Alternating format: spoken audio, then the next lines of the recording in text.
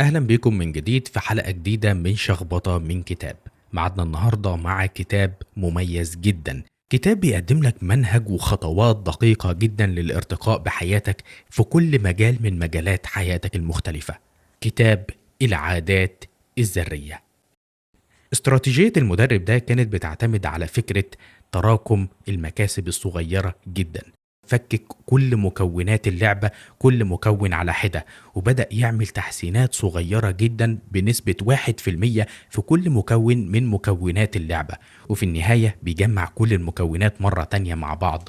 فكرة المدرب إنك لو قدرت تجزأ كل شيء يمكن التفكير فيه فيما يتعلق بركوب الدراجات وحسنته بمقدار 1% فقط، هتحصل على زيادة كبيرة جدا في الأداء لما تقوم بتجميع كل الأجزاء دي مع بعض مرة تانية.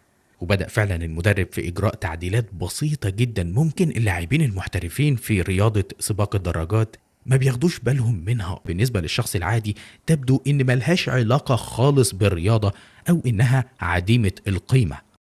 بعد 5 سنين فقط بدأت المفاجآت تحصل بشكل متتالي.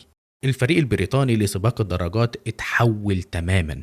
تخيل معايا انه من سنة 2007 لسنة 2017 فازوا ب 178 مسابقة عالمية، حصلوا على 66 ميدالية أولمبية أو بارالمبية، فازوا بسباق طواف فرنسا السباق الأشهر على الإطلاق 5 مرات متتالية، فيما تعد أنجح مسيرة رياضية في تاريخ سباق الدراجات. إزاي الفريق تحول من فريق سيء جدا في أدائه إلى فريق بيحقق أفضل مسيرة رياضية في اللعبة؟